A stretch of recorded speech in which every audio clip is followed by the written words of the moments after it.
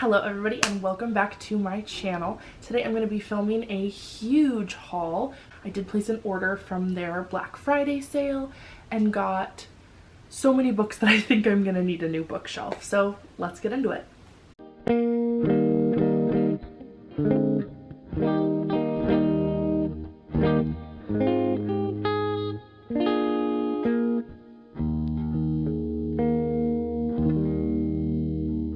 So I'm going to start off with some of my YA fantasy sci-fi picks. And the first book that I have doesn't exactly have the prettiest cover in the world, but that is The Inquisition by Taran Mataru. And this one is the second in a series. And I haven't actually read the first one yet, but I've seen it on a lot of lists. So I knew that I wanted to pick this one up. The next book that I picked up is An Enchantment of Ravens by Margaret Rogerson, and this one is about a girl who is like a fairly well-known artist. She's a painter, and she paints for like the Fae, but she paints a portrait of one of like the Fae royalty. I believe he's a prince, maybe a summer prince, autumn prince, and she paints him in a way that gets sort of both of them into trouble, and that is all I know about that one. But it sounds really exciting. It sounds right up my alley. I love books that involve like the Fae, and this author clearly did you know, some kind of research, because I know about like the court system of the Fae with like the Autumn Prince. So I'm excited to read this one. I've heard a lot of really good things. The next book that I picked up is Kingdom of Ash by Sarah J. Maas. I'm not actually on this one in the series yet. I think I'm only actually on book 2, but I figure since it was on sale, I'd pick it up. The next book that I picked up was Escaping from Houdini by Carrie Maniscalco, and this one is book 3 in the Jack the Ripper series. And I haven't actually read the first one yet, but I've heard amazing things. I know that there's a number of booktubers that just rave about this series. I'm really excited to get to it. The next book that I picked up is The Kingdom by Jess Rothenberg, and this one's really interesting. So this one is a mixture of fantasy and sci-fi. It follows our main character, who is an android that works at like a special fantasy theme park, and she is one of the 7 like fantasist princesses, which are all, I believe, androids that were like programmed to be a part of this theme park. But then she meets this boy and starts to fall in love, which she's not supposed to be able to do, and apparently hijinks ensue. It sounds right up my alley. The cover is absolutely gorgeous. I don't know if you can see like the metallic shimmer, but it has kind of like her face splitting in half with the android behind it. And I'm hoping to get to this one in January. I also picked up The Spellbook of the Lost and Found, and this is by Moira Fowley Doyle. I'd never heard of this one before, but I was sort of scrolling through the sale page and I read the description. I loved the cover, so I decided to pick it up. This one takes place in a small Irish town where things start to disappear. And then there are, I think, 3 teenagers that end up finding a spell book that gives them the ability to kind of find things and help to put the town back together. But with magic, you never know what's going to happen. And so it just sounded interesting. The cover is really cool. It has like this gorgeous red head and a spell book that's on fire and it's burning.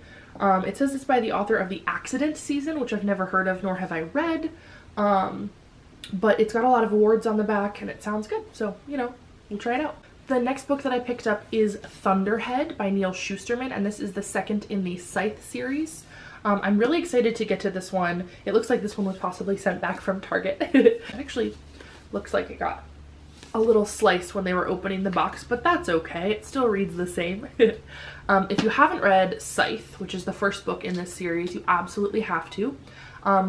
It's about a society in which they've moved past people dying for reasons like old age or illness, and in order to combat overpopulation, they have scythes, and these are people who are chosen to sort of cull the herd, if you will, and to take lives. It's a fantastic series. I loved the first one. I've actually started the second one in ebook form before, but I wanted to own my own copy. So I'm excited to read this one. The third one, The Toll, just came out, so I want to get this one finished so that I can pick up the third. especially since the first one leaves you off on like a crazy cliffhanger. So I'm excited to get this one read. Next up, I picked up a couple of books that I'm gonna totally admit were just purchases because of the covers. And that is the Night World series by L.J. Smith. This is the first one, and this is the second one. I've seen this series before, but I've never seen these covers. They're hard covers, and they're just really gorgeous. They have this like metallic embossed design on them, and it looks like this one has like an iris, and this one has this really beautiful like hand with an eye in it. I know it has to do with vampires. I've never read it before. I think they were originally released with different titles, because this one says previously titled Secret Vampire. But I've heard people have liked these a lot, and I just was a sucker for the covers, so we'll see how they go. The last book that I picked up in my fantasy section is Slayer by Kiersten White, and this one I'm really excited about. I don't know how it took me this long to pick it up because it is based on the Buffy the Vampire Slayer universe. So this follows our main character, whose name is Nina, and Nina is going to the Watchers Academy, which is a place where they train people to be the assistants to vampire slayers, the chosen ones. But Nina ends up becoming sort of the final chosen one, the final slayer. So I'm really excited to read this. I loved Buffy the Vampire Slayer. I have seen every single episode of every single season. I think it was one of the first shows that I ever like owned the box set of each season for. Like back before we had streaming services and, you know, could binge things on Netflix. You had to like beg your parents for Christmas for like the boxed set that had, you know, like the whole season in it. And so Buffy the Vampire Slayer was the first show that I ever owned like more than one season of. I think the next one was Charmed, so I'm all for those fantasy female heroines. So the next sort of genre of books that I picked up was books that have to do with cults. And books about cults are one of my absolute favorite genres. I've only read a few so far, but I absolutely love them, and I like can't stop reading them at this point. So I found a bunch of them during the sale, and I'm really excited. I'm reading one of them this month, and then I'm hoping to maybe in January or February do like an entire month of books about cults. So that could be like a fun TBR video. Cults chose my TBR. So the first book that I have is kind of, it's a loose fit with the cults, but it's a good transition from sort of the YA fantasy that I was doing, and that is Girls with Sharp Sticks by Suzanne Young. And this one is about a group of young girls that are going to like a finishing school that's meant to create, you know, polished young women that are a part of high society. But they sort of start to dig a little deeper and discover that there's some secrets and some things going on. I don't exactly know what happens, but it's by the same author as The Program, which I've heard a lot about as like a YA sort of dystopian science fiction series that sounds really good. So I'm excited to get to this one. The next book that I picked up is Perfect Little World by Kevin Wilson, and this one I'm actually participating in a buddy read with some friends from an online book club that I'm a part of with my friend Jacqie from Weeby Bookin'. And Perfect Little World is about our main character Isabel, and she's pregnant and she doesn't have a lot of resources, or, you know, doesn't feel like she has the ability to raise this child on her own. And then she meets Dr. Preston Grind, who is sort of putting together this like study about raising children in like controlled environments. And so she decides to participate. So I'm really excited about this one. Like I said, I'm about to pick it up as soon as I edit this video so that I can discuss it with some friends, and it just sounds really good. They've already been saying that like it picked up right from the prologue and that it like grabbed their attention, and it sounds like they're really enjoying it, so I'm excited to be a part of that. Next up we have Gather the Daughters by Jenny Melamed, and this one is about sort of like a futuristic society in which 10 men sort of went off on this island and decided to kind of start their own society. And these 10 men, it sounds like it's very religious based. They decided to start a society that is based on sort of like worshiping your ancestors and then like controlled reproduction. And so the male descendants of those original 10 men are the only ones who are allowed to leave the island, and everyone else has to stay within this like controlled society. And then the daughters, when they hit like just before puberty, they go through this time period that is called the Summer of Fruition.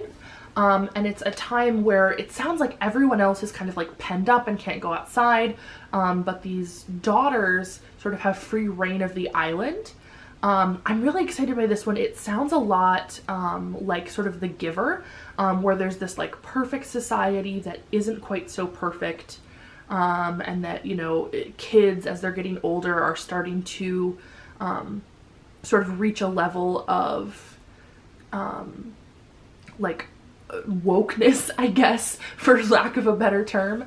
So it sounds really good. It sounds really spooky, really creepy. Like there's some like, you know, controlled marriage going on. And that is just like right up my alley in terms of fiction. So hoping to get to this one soon. So the next book that I picked up is The Leftovers by Tom Perrotta. And this book follows a small town called Mapleton, when just a large number of people one day suddenly disappear. It says that it sounds like it's kind of like a rapture or something. Like people don't know what happened. They don't know where these people went. They don't know what happened to them. They don't know if they're coming back. And so it follows the mayor and then various people in the town as they're sort of coping with this loss. And the way that a number of them cope is by joining different sort of like organizations or groups or cults that are sort of like attempting to cope with this information and move forward from there.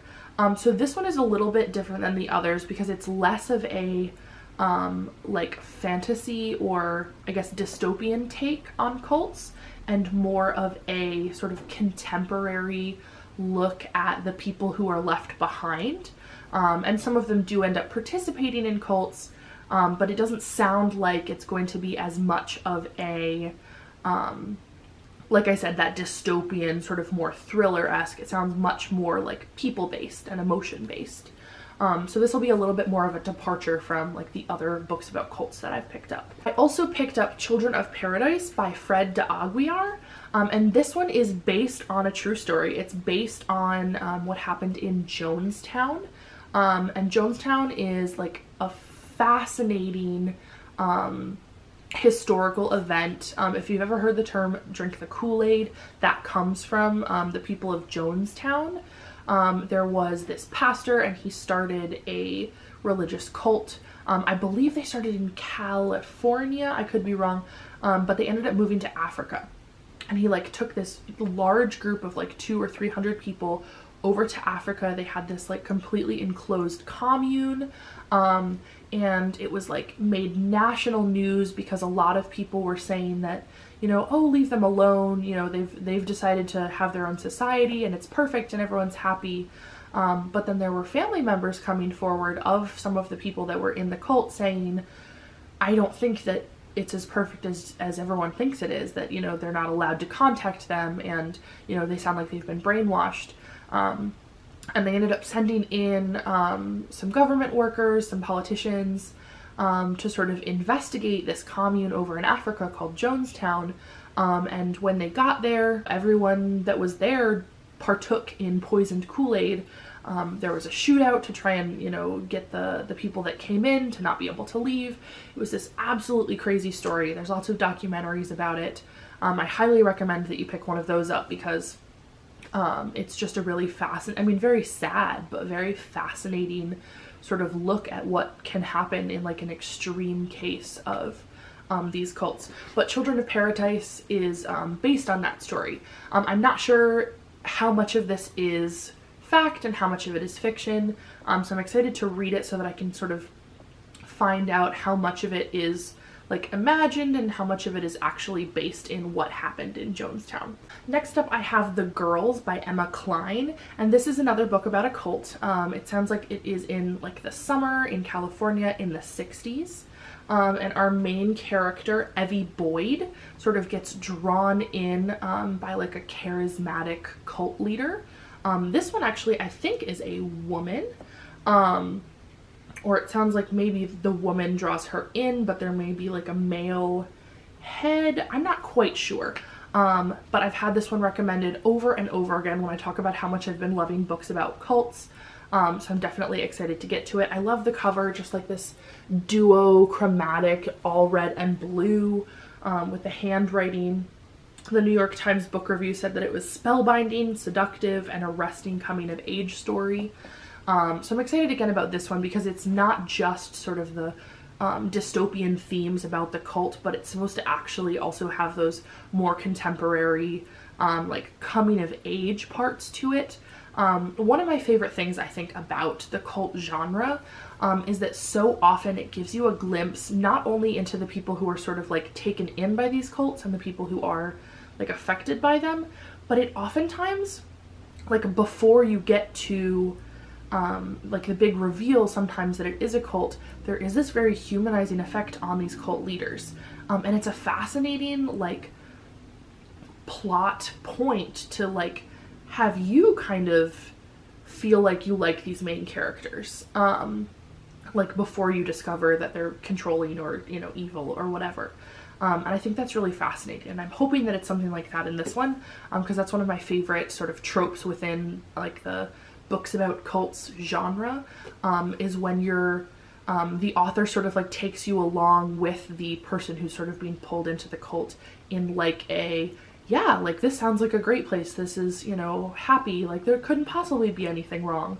And then you start to like, as the main character starts to understand more about what's actually going on, like you sort of start to peel back the layers. And I just think that's a really fascinating way to write a book.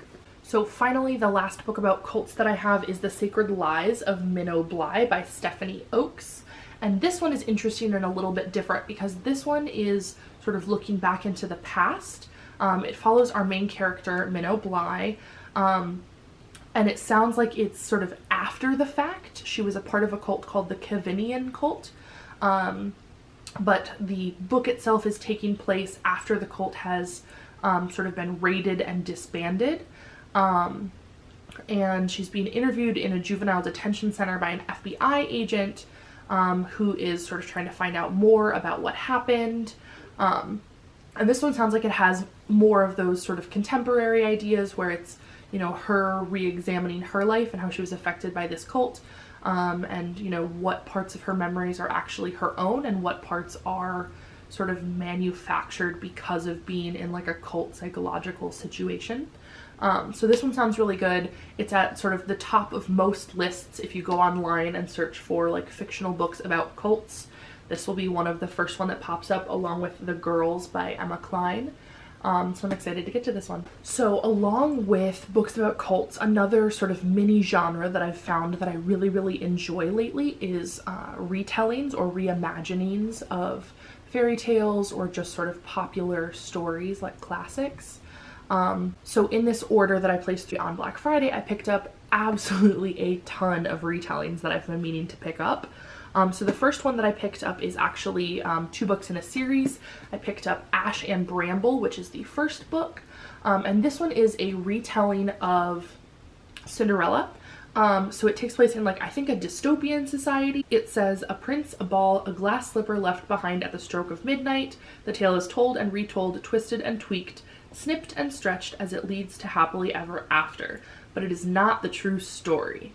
So this one sounds really good. The thing that I love about retellings is that they take sort of the outline of a book that you already sort of know the story of, and they use that as a backbone so that there are already things built in that are like little Easter eggs. But they take it, they flip it upside down, turn it inside out, and turn it into something completely new. I know some people aren't the biggest fans of retellings because I've heard people say it's like fan fiction for Disney, but I just really like them, and I think that there's something really interesting about finding a way to take something that people already know a lot about and making it your own. So that's why I really like retellings. The second book in the series is called Rose and Thorn, and this one is a retelling of Sleeping Beauty. I'm really excited by the description of these books because they sound sort of like a more dystopian take on these two fairy tales. So along with wanting to do a like whole TBR month of cult books, I really want to do a whole month of retellings as well, because like I said, they are another one of my favorite genres. Next up I have Once and Future by Amy Rose Capetta and Corey McCarthy. And this one is a retelling of like the Arthurian legend. So the Knights of the Round Table, King Arthur, Sword in the Stone, etc. And this one is like a sci-fi retelling. It's also a gender bent retelling. In this retelling, it sounds like it's going to be the first time that Arthur has ever been reborn as a woman. And so that's really exciting. I love it when they take sort of well-known stories and change something so key as like the gender of the main character, just because it really allows you to take it from another angle. This is also a sci-fi retelling of it, so I'm excited for that sort of mixture of old-timey fairy tale, Dungeons and Dragons kind of medieval lore mixed with the futuristic sci-fi setting. The next book that I have is The Glass Spare by Lauren DeStefano, and Lauren DeStefano is one of my favorite authors. She wrote the Chemical Garden series that starts with the book Wither, which is one of my favorite like dystopians, and so when I saw that this one was like loosely a retelling, I knew that I had to pick it up. Plus deckled edges. I am team deckled edges. I know not everyone likes them, but I am a big fan. The Glass Spare is loosely a retelling of the King Midas story, where anything that he touched turned to gold. The Glass Spare follows a princess that's been hidden from the kingdom because her father, the king, wants to be able to use her as like an assassin or a spy.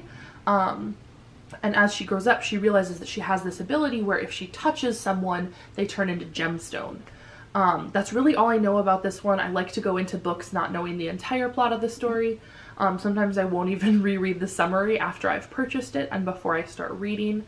But I'm really excited about it because I love Lauren DeStefano's writing, and I'm excited to sort of get back into her prose. I also picked up Heart of Iron by Ashley Poston, and this one I'm really excited about. I had no idea that it was going to be this way, but it came signed.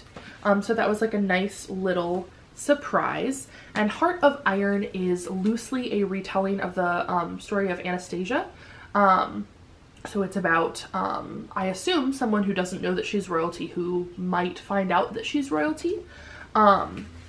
It sounds like 17-year-old Anna is sort of like found as a child drifting through space with a sentient android called DO9.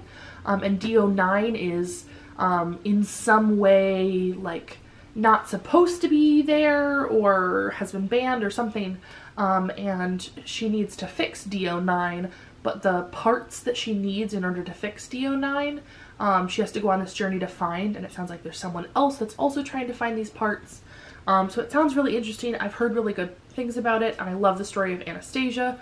It's my favorite not Disney princess. So I'm excited to get to read this one and to see like how much of it actually is like the story of Anastasia, how much of it is different. And it's another sci-fi retelling. So I've been noticing a lot of sci-fi retellings lately, and I'm here for them.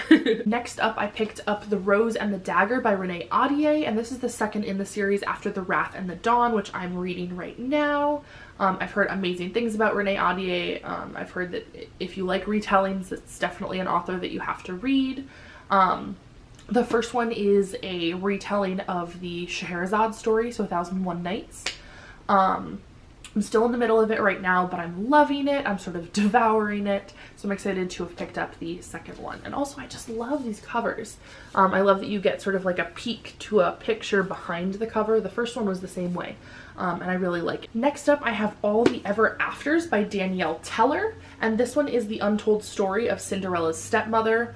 I love stories like this, much in the sort of vein of Wicked or all the books that have come out recently where there's sort of a retelling from the villain's side of the story. I don't know much about this one. I just saw that it was a retelling of the Cinderella stepmother story, and I immediately put it in the cart because, you know, Black Friday prices, why wouldn't you? It says it's a luminous reimagining of the classic fairy tale Cinderella, told from the perspective of Agnes, the beautiful girl's evil stepmother. I'm excited. The cover is absolutely gorgeous. We have more deckled edges. What more could you ask for? So next up I have The Forbidden Wish by Jessica Corey, and this one is following sort of a retelling of Aladdin, where Aladdin discovers Zara's genie lamp. And Zara the genie is sort of suddenly thrust into a world where magic is illegal, and she has to hide the fact that she is a genie until Aladdin is able to come up with his 3 wishes.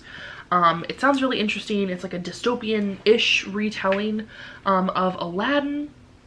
And it sounds like there's some romance involved, so I'm really excited to get to this one. All right, second to last book is The Goose Girl by Shannon Hale, and this one is a retelling of a lesser known fairy tale called The Goose Girl.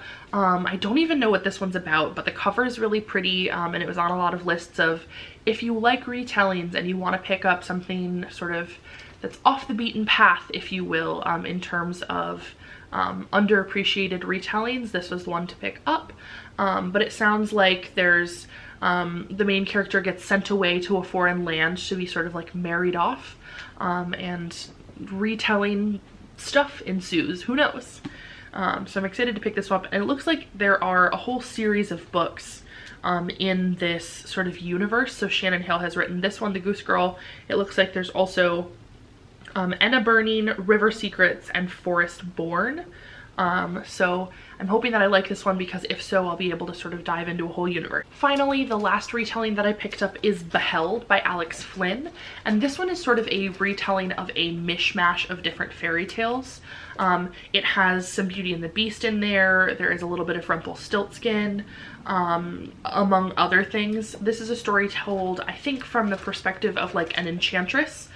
So possibly, you know, the woman who turned the prince into the beast, and she was there when Rumpelstiltskin turned straw into gold. It sounds like it's just like a good mishmash of like fantasy retelling tropes, because it has just lots of well-known fantasies in there. It's not too long, it's a nice short book. The cover's really pretty, so I'm excited to get to try this one. All right. Finally, the last book that I picked up in this haul was Watership Down, the 40th anniversary edition, and I just mostly picked it up because this cover is absolutely beautiful. I've been meaning to read Watership Down for a really long time. It's a classic. It's about sort of a society that's made out of rabbits, and what happens when everything kind of changes. But that's all I know. I just know that they're sort of chased out of like the safety of their society, and they have to sort of find a new normal. But this cover is just absolutely stunning, so I knew I had to pick it up, and I'm excited to get to read it finally, because I don't do a lot of reading of classics, because oftentimes I read books sort of for the escapism of it, and if I have to put like too much effort into sort of like parsing apart an older style of writing, sometimes it doesn't sort of have that same ability to escape for me. But I'm excited for this one. I've been meaning to read it for a really long time, and so I'm hoping that it lives up to my expectations. Alright, so finally that brings us to the end of my large haul. It was a crazy good sale. I'm so glad that I was able to pick up so many awesome things, and I think I spent like $60 or less on all of that, so that's pretty crazy. Thank you also to my friend Jacqie over at Weeby Bookin'. She is the one that showed me that they were having this sale. She is one of their vlogger friends. I will put her link in the description below so that you can use her link. Get those good deals, because, you know, we all know that having a book habit is expensive. Thanks again for watching. I'd really love it if you'd subscribe, like, and hit that bell icon so that you can get a notification when I post. Bye!